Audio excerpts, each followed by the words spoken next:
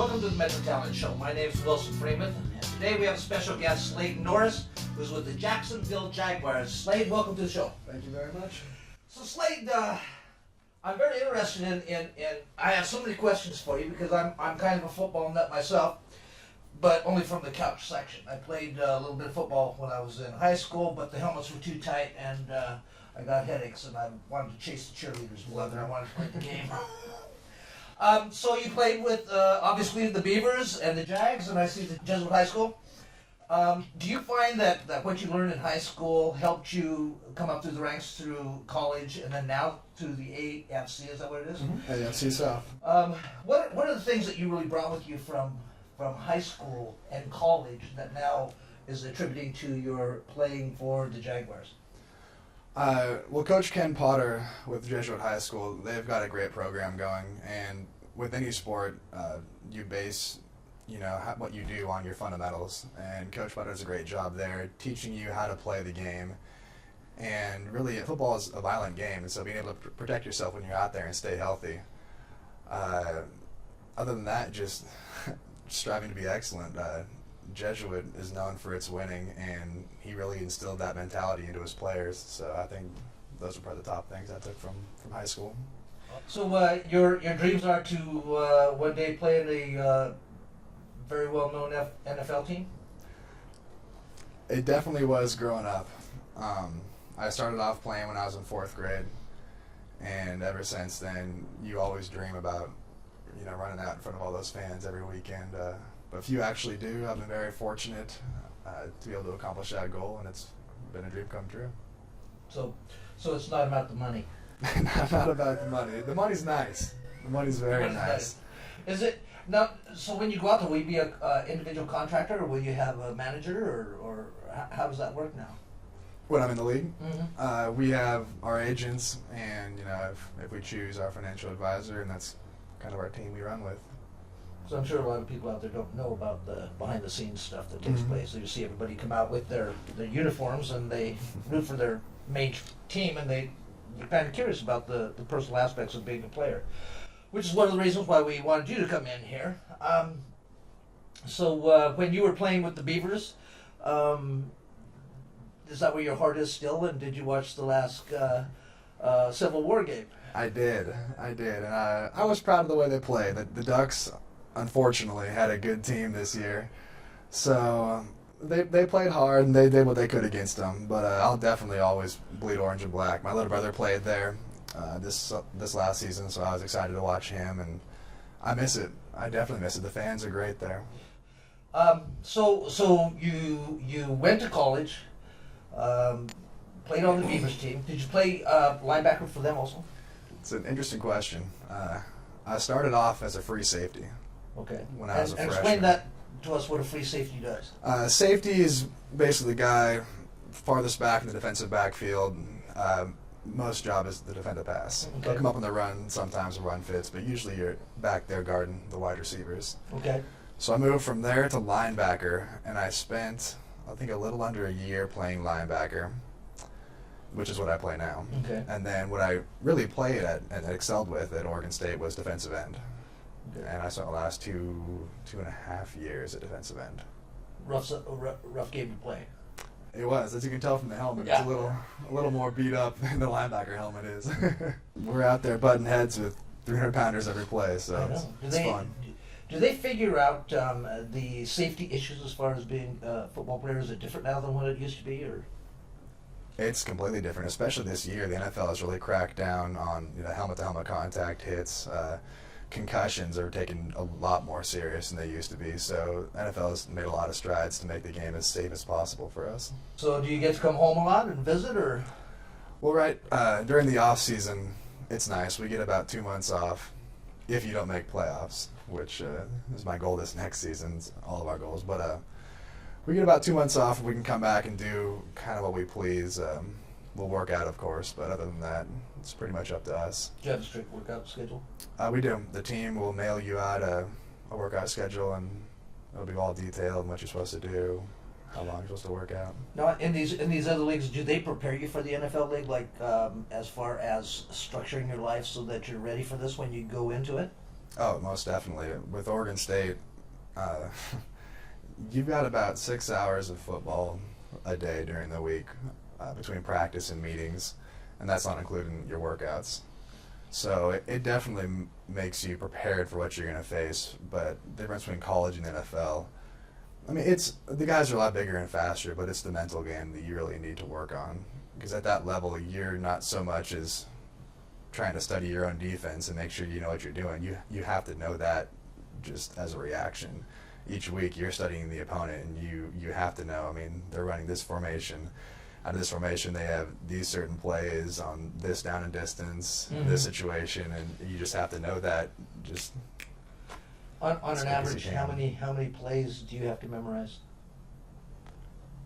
I mean, it changes every week, so it really depends on the team.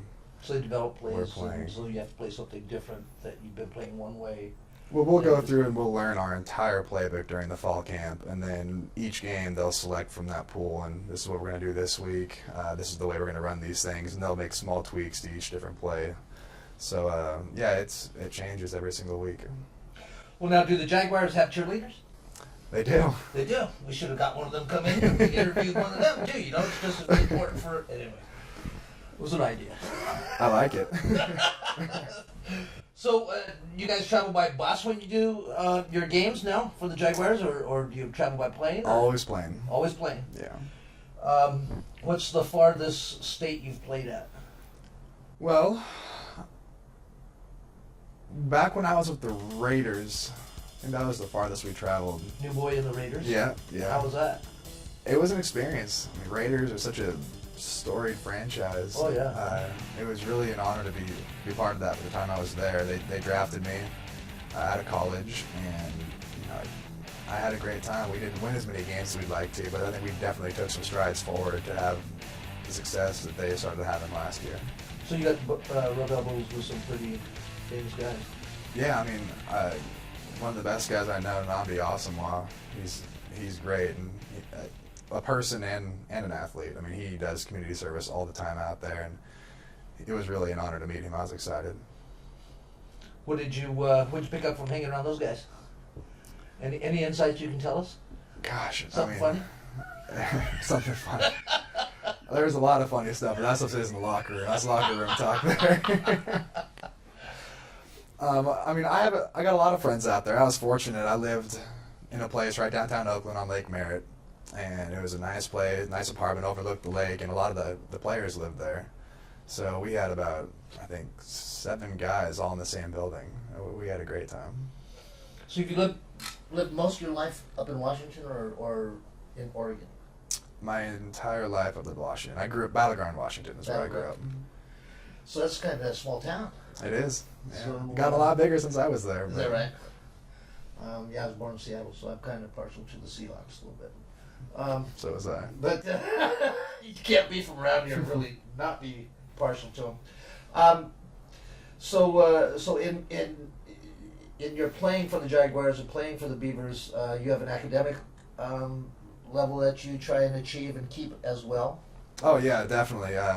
Academics is very important, especially now with the NCAA. They're cracking down on a lot of different things, and each team is graded on a score percentage, on the graduation rate, and the team GPA and all that stuff. And so they have study halls, required study halls you have to go to, and they're after you all the time. So school was very important. It was very stressed when I was there. Well, the reason why I'm asking that is because I was curious if the talent scouts for the professional teams, when they go to colleges and they are doing some talent scouting, if that plays in their choosing a player or not, or if it's strictly all athletic. Oh, definitely. I mean, we have to take it's basically an IQ test for the NFL to look at, and they score us out like that. And I think it's definitely important with quarterbacks. If you're high in the draft, sometimes that is a big deciding factor in how they score on that. So with the whole intelligence factor, I think it's big. We were talking during intermission about a couple of things. Some things I wouldn't like to reveal to you on public television, but no, I'm just teasing. We were discussing one of the attributes that I think would be pretty interesting in talking about, and that is that, Slade, you're telling me about how and we don't need to go into the details or anything, but how your profile on an internet outfit got compromised by somebody, and how and I just don't want to go into that. I just want to go into the understanding that that's kind of a thing about having that professionalism that you have to keep an eye on all the time, and there are some people out there that of ill repute that want to dirty your name just to make their own monetary gain. What do you do to safeguard against that? Do you have to do a lot to do that, or is it just a matter of just watching out? You just got to keep an eye out with the online accounts. Every once in a while, you got to search for your name and just make sure there aren't any accounts, anybody using your identity to do, I mean, God knows what. Mm-hmm.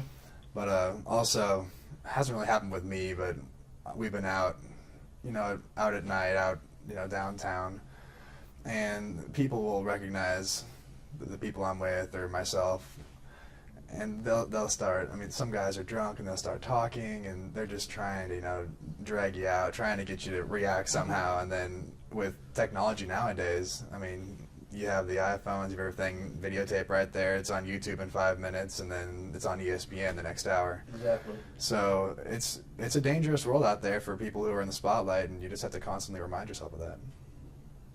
So when you went from college football, you went into professional football. Was there all that big of a change as far as socially? Did you have to restructure, like you can't go to certain places? You have to keep an eye on how you conduct yourself when you are at different places, more so than just say the average fan. College football, especially the D1 level, has grown into such a big business that you're in the spotlight in your college town just as much as when you're in the NFL. So you grow into learning how to act and what to do in public just through your college ball, and they do a good job at Oregon State teaching you how to do that too. So your dad got you interested, or you got interested by yourself? My dad's always loved football. We're a big football family, so it was definitely him. He wasn't pushing me, but he definitely wanted me to play. Did he help a lot in your learning to play as you were a kid? He did. I was very fortunate. Growing up, I was coached by my uncle, two uncles actually, Nice. my dentist, and my dad. So I was very very good friends with all my coaches. Nice. And they were all great. I mean, they, like I said, with the whole Jesuit thing, they focus on fundamentals, especially at that age. It's huge. So I was fortunate to be brought up with them. So now, Jesuits in the Beaverton area? It is. Just in the Okay, border so of the how do Portland you get from Beaverton. Battleground, Washington to Jesuit High School? Your family moved down there, or? I drove an hour to school every day. Is that right? Yeah. Is that right? And it was terrible. I mean, you get done with practice just in time to hit the rush hour traffic. So you're all... Portland rush hour traffic. Oh, yeah. It was great. So you're all hot and sore, and then you get out, and it takes about an hour, hour and 15 minutes to get home with the traffic. Mm-hmm. So once you finally get home, you're trying to get your legs out of the car, and you can't move. Then you have to go right in, eat dinner, do homework, and go to bed, and start all over again. Yep. Does it ever get mundane, or do you keep that motivation going? And if so, how? Well, the whole drive back then got real Yeah. mundane, but no, football it's always stayed. I mean, it's become really a big part of who I am, and I don't think I could ever grow tired of it. So they came up to Jesuit and drafted you down to Oregon State. Mm-hmm. Okay. And what are your highlights of being at Oregon State? Oh gosh, it's got to be my senior year. The best memory I have is beating USD my senior year. It's got to be that. Yeah, we had a great game, and they came into our place, and we took it to them. So it was a fun game for us. Huh? Yeah. They're kind of scared of our play, so they haven't done too well against us. What year were you in then? That was season of 05, I believe.